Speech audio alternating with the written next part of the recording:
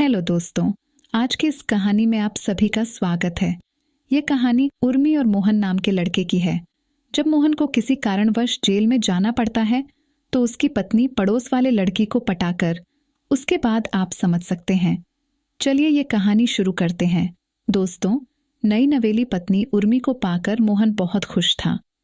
हो भी क्यों ना, आखिर हुर की परी जो मिली थी उसे सच में गजब का नूर था, और ऐसे में अगर उसे बेशकीमती पोशाक और नगद गहने पहना दिए जाते तो वह किसी रानी महारानी से कम न लगती।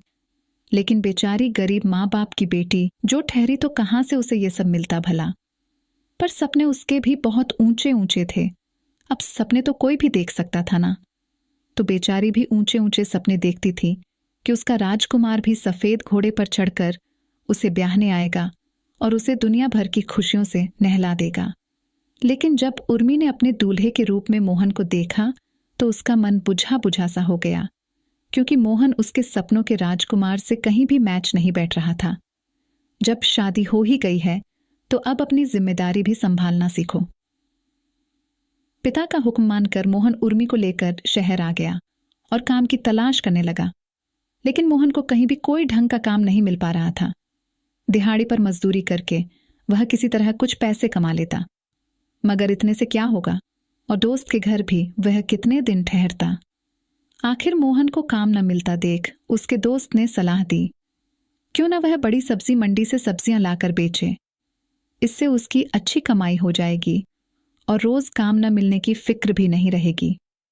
किसी तरह जोड़े जुटाए पैसों से मोहन बड़ी सब्जी मंडी जाकर सब्जियां खरीद लाया और उन्हें लोकल बाजार में जाकर बेचने लगा। अब मोहन का रोज का यही काम होता था। अंधेरे में वह शाम सवेरे उठकर बड़ी सब्जी मंडी चला जाता और वहां से थोक भाव में खूब सारे फल सब्जियां खरीदकर उन्हें लोकल बाजार में जाकर बेचता। अब मोहन की कमाई इतनी होने लगी थी कि पति पत्नी के लिए अच्छे से दाल रोटी जुट जाती थी।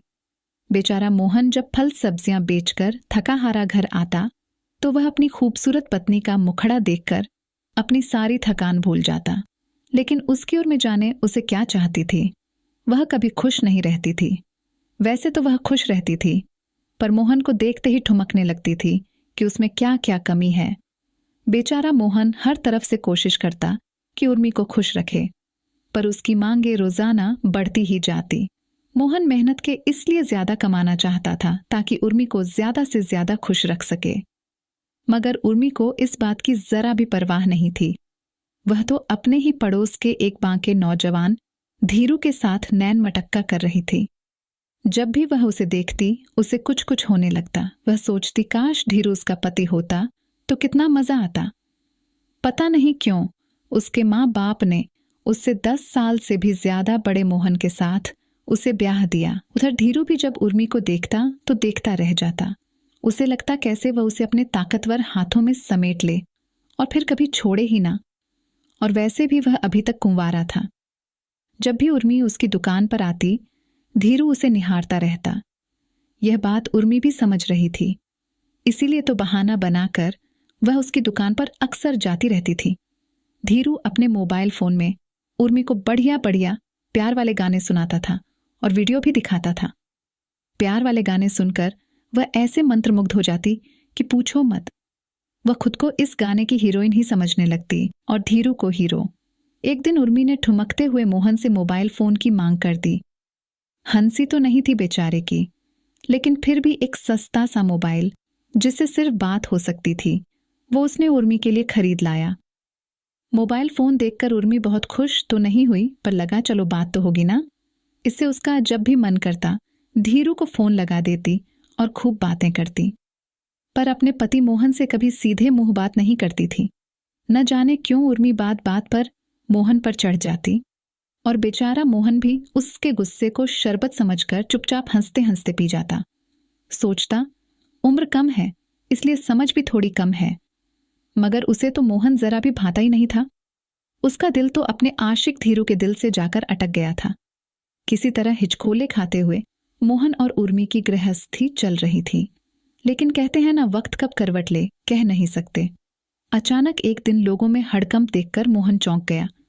देखा तो सब अपने अपने सामान समेटकर भागने लगे मोहन ने पास में अपनी सब्जियां समेट रहे सब्जी वाले से पूछा, अरे क्या हुआ? तो उस आदमी ने कहा, तुम अपना सामान जल्दी से उठाकर भागो, तुम देख नहीं रहे, कब्जा हटाने के लिए नगर प्रशासन का दस्ता आया हुआ है। इतनी बातें कहकर वह आदमी वहां से भाग गया। तभी एक अफसर आया और मोहन की टोकरी में ऐसे लात मारी कि वह लुढ़कते हुए दूर चली गई। सारे टमाटर सड़क पर छितरा गए। तभी एक दूसरा अफसर उसकी तरफ बढ़ा ही था कि मोहन हाथ जोड़कर विनती करते हुए कहने लगा, साहब, मैं अभी उठा लेता हूं सारी सब्जियां। लेकिन उनकी बातों को अनसुना कर एक बड़े अफसर ने कड़क आवाज में कहा, इनका तो ये रोज का नाटक है। जब तक इन्हें सबक नहीं सिखाओगे ये कुछ भी समझेंगे नहीं। इतना कहकर उसने उसकी बची खुची सब्जियां भी फेंक दी। मोहन उन सबके सामने गिड़गिड़ाता रह गया। वह अपने आंसू पोंछते हुए जो भी सब्जियां बची थीं लेकर घर चला गया। जब मैं घर गया तो उसकी पत्नी उसके ऊपर बरस पड़ी और कहने लगी कि तुमने इतना नुकसान कैसे करवा लिया, पहले ही तुम्हारे पास एक भी पैसा नहीं है। फिर मोहन ने रोते हुए कहा, क्या गरीब होना मेरी गलती है, या वहां जाकर सब्जियां बेचकर मैंने कोई गुनाह कर दिया? मोहन की बातें सुनकर उसकी पत्नी ने कहा, वह सब मुझे नहीं पता। तुम चोरी करो, डकैती करो, जेब काटो, चाहे जो भी करो, मुझे तो बस पैसे चाहिए घर चलाने के लिए। जख्म पर मरहम लगाने के बदले उर्मी अपनी बातों से उसे और जख्म देने लगी। अब क्या करता बेचारा? पैसे तो थे नहीं तो फिर से कोई धंधा शुरू करता। कहीं सचमुच में उर्मी उसे छोड़कर भाग न जाए। इस वजह से मोहन ने गलत रास्ता पार कर लिया। अब सब्जियां बेचने के बजाय लोगों की जेबें काटने लगा और छोटी मोटी चोरियां भी करने लगा। शुरू में तो मोहन को बहुत बुरा लगता था ये सब काम करने में, लेकिन फिर धीरे धीरे उसे भी ये सब करने में मजा आने लगा। घर में सामान पैसा आते रहने से उर्मी भी अब खुश रहने लगी थी। उसके ठाट देख आस पड़ोस की औरतें जलती और उर्मी उन्हें देखकर इतराने लगती थी। लेकिन उनके पास यह सुख भी ज्यादा दिनों तक टिका न रह सका। मोहन चोरी करते हुए पुलिस के हत्थे चढ़ गया और उसे जेल भेज दिया गया। मोहन के जेल जाने से उर्मी को कोई खास फर्क नहीं पड़ा, बल्कि उसकी तो और मौज हो गई थी। अब आप खुलकर धीरू के साथ आंखें चार करने लगी। धीरू उसे जब तक अपने घर ले जाता और दोनों खूब मस्ती करते। दोनों एक दूसरे के साथ पूरी पूरी रात मस्त वाला क्रिकेट का खेल खेलते। जब लोग कुछ कहते तो उर्मी दो टुक जवाब देकर चुप कर देती।